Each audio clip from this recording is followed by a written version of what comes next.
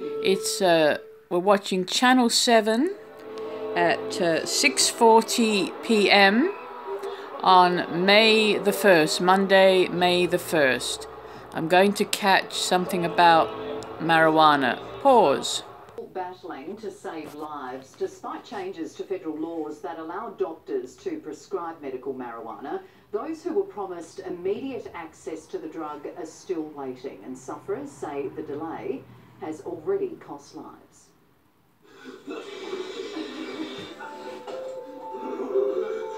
Realistically, every time I have a spasm, it's life and death.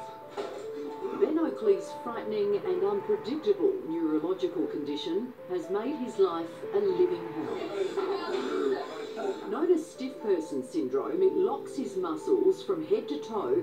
His whole body convulses in agonising spasms. If you can try and imagine a police taser being held to your back, I've had spasms lasting minimum a couple of seconds. I had an episode one day where I had 61 spasms in 9 hours, and one of those went for 2 hours straight. The syndrome's so rare, only 20 Australians have it, and it's left doctors puzzled. So after trialling almost every prescription drug to keep the spasms at bay, Ben tried medicinal cannabis.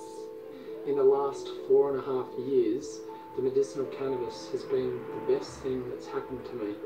600 seizures without it, just 3 in the 2 years he's been taking these illegal capsules. Where would Ben be now if it wasn't for medicinal cannabis? Ben would be dead. I have not a single doubt about that at all.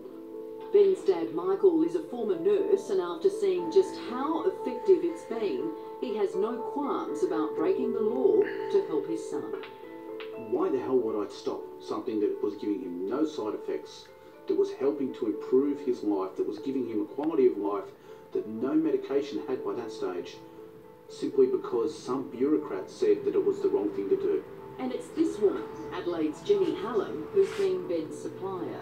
Jenny started making cannabis oil for herself after 15 years on prescription morphine. I have something that can help people, and I just feel an obligation to do something about it. When people are suffering and they've been told there's nothing else, when they've been told go home and die by their doctors, we can't help you anymore, and I know I've got something that can help them, how can I say no? And you don't profit from this at all? No, I don't. In fact, it costs me money to do it.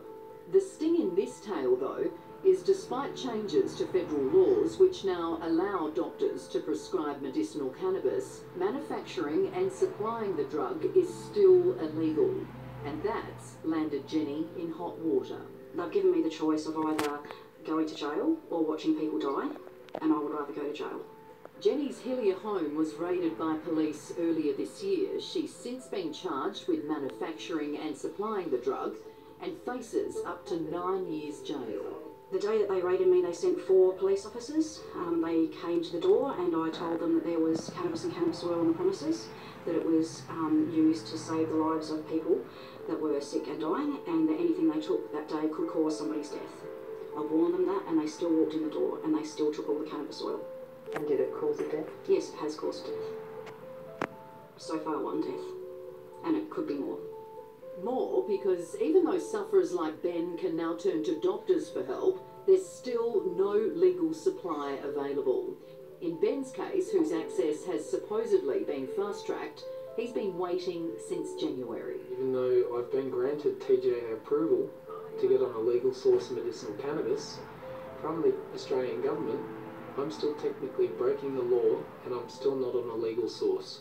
Others have been told there's a 7-month wait. The government is basically torturing the people that are the sickest and those that are suffering the most by dangling this carrot in front of them that isn't there.